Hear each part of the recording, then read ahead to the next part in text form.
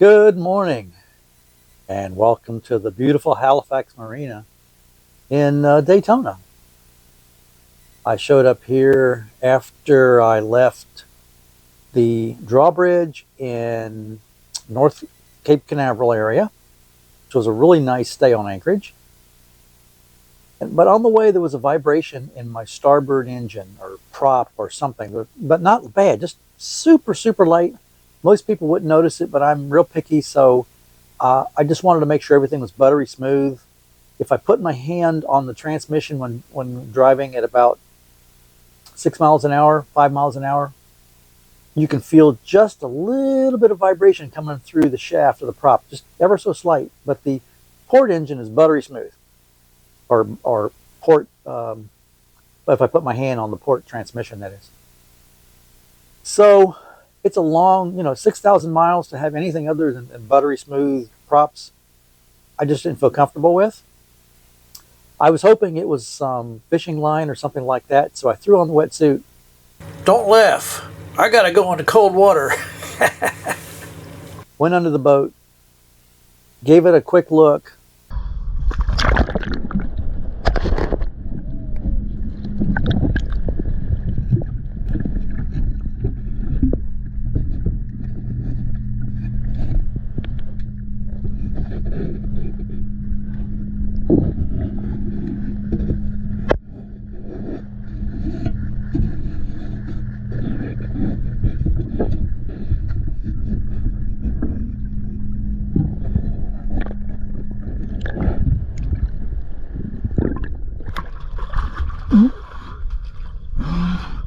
Nothing on there. Everything looked fine. The zinc was nice and tight and a brand new zinc. Didn't see any abnormalities on the prop. Didn't see any fishing line or rope or anything.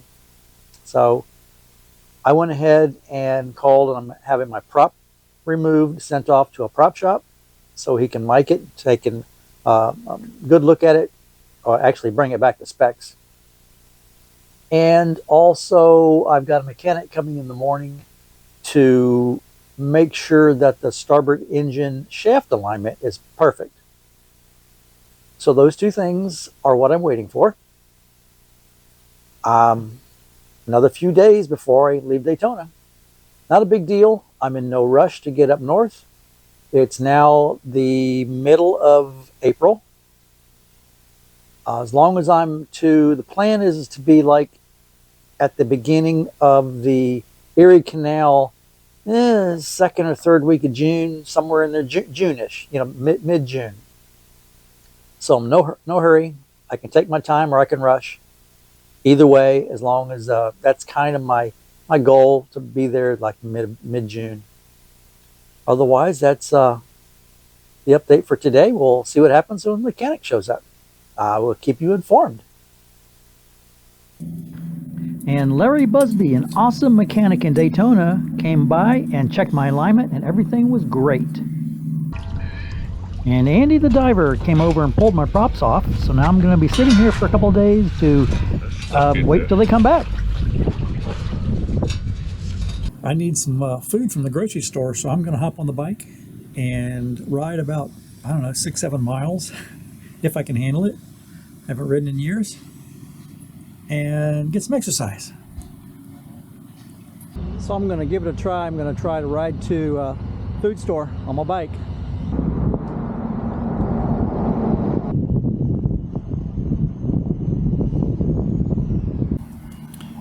Well, I'm back from the grocery store. That was a ride. Got myself a big old bag of groceries, which was a pain in the butt carrying on the bike. But tell you what, I hadn't ridden a bike. Ouch. Hit my shoulder on that sharp corner.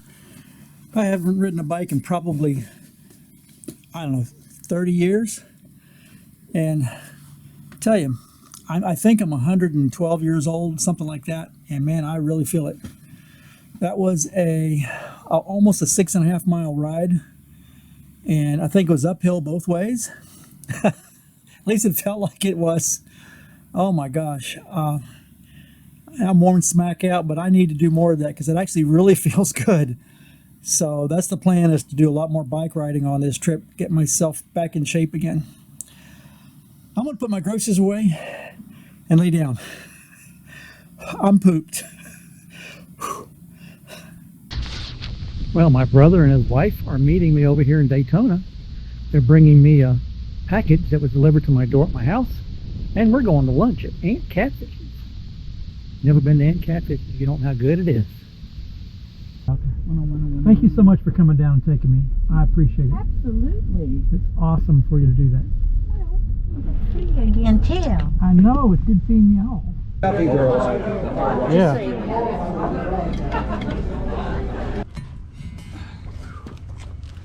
And it was super messed up, by the way. Was it really? Yeah, they ran over a sandbar with it. Oh shit. Because it's supposed to be 24-inch pitch, and half blade was 24, and the top half was 22 inch. So that basically what it means, the whole prop was folded backwards. Just flip it down.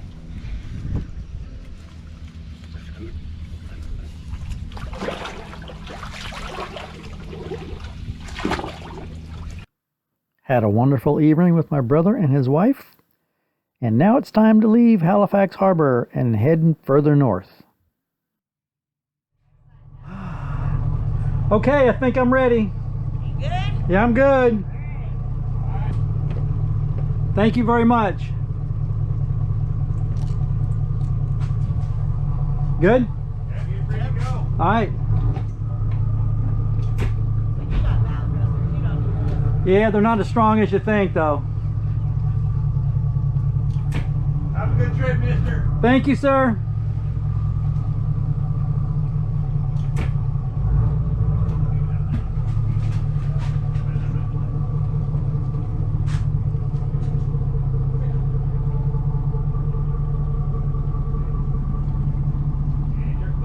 Thank you.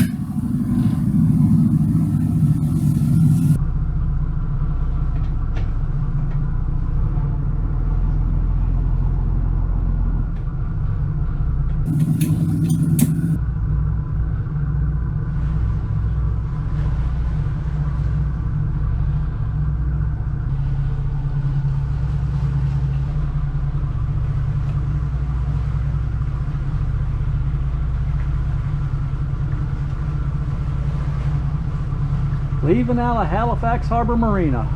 It's a really nice stay.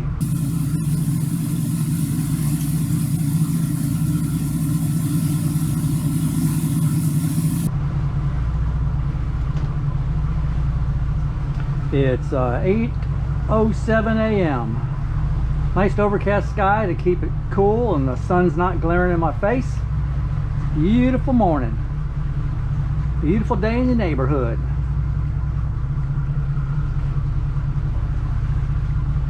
Oh, look at the sun. It's just a circle.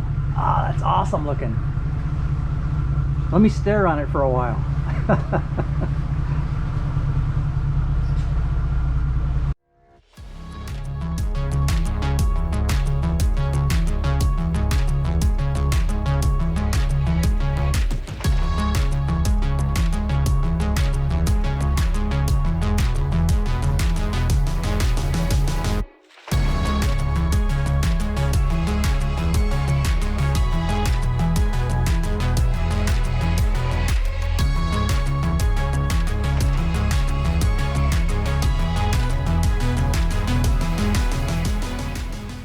I'm coming up now on the Matanzas dreaded zone, they call it.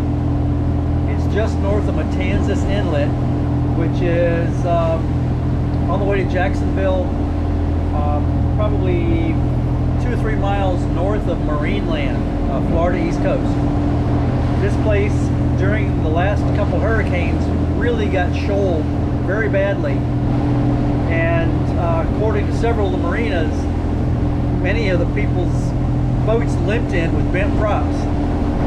So I am told that just recently they dredged it, and they said not to worry. So The charts are showing that it's pretty bad ahead, but I'm going to give it a try and see what we got. I'm going to obviously go pretty slow, and I have side scan sonar,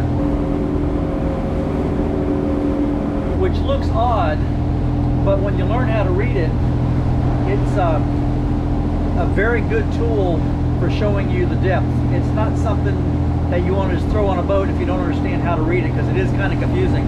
But once you get used to it, it can really show you the channel from one side to the other, which is going to be really nice up ahead. Here's the bend coming up ahead.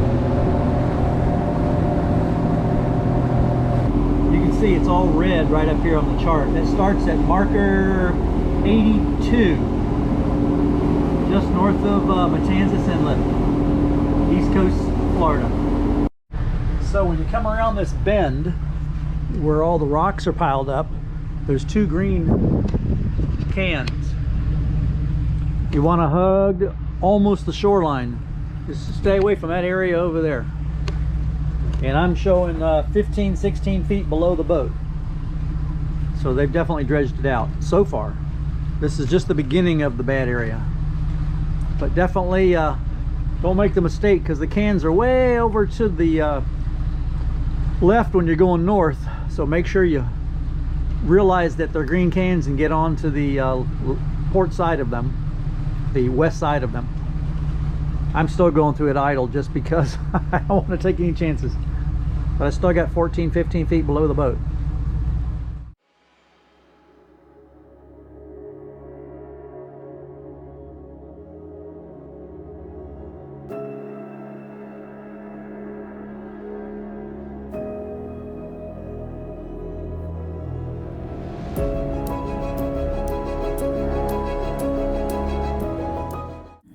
Okay, I've pulled into Sisters Creek Free Dock, and after, let's see how many hours, I left the Marineland Marina at 7:15 and I arrived here at 1:45.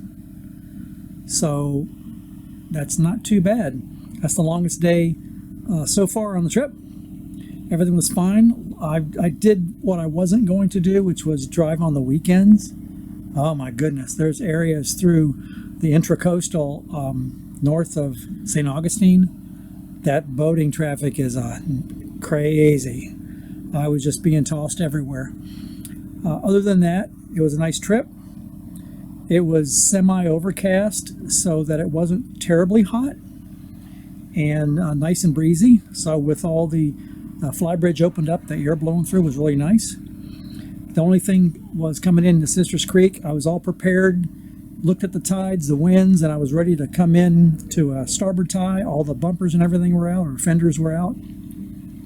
I come in and started, and I went, no, don't think so. The wind was at the wrong direction, and I threw the boat around the other way. I wished I'd had the cameras going. I parallel parked, slid it in sideways like an ace. I know that's just me talking because there's no video of it, but it really was. I was impressed. I did a good job, so I'm trying to pat myself on the back for that. I really needed that. Learning this boat, handled boats all my life, but handling something like this with current and wind it's a learning process. Anytime you get a boat of a different size, of a different horsepower, different controls, it's a learning process. So I'm getting it. This was a good one. It slid in sideways in between two sailboats. I'll show you a picture of it here. In between these two sailboats. Thank goodness people from the sailboats came running out and grabbed the lines for me, because as soon as I got up against the dock, the current was just blasting through here. It shoved me backwards. I would have been into the boat behind me in a heartbeat if they hadn't have thrown out a spring line. Otherwise, I'm going to spend the night here, and then I'm going to head into Georgia in the morning. I can't wait.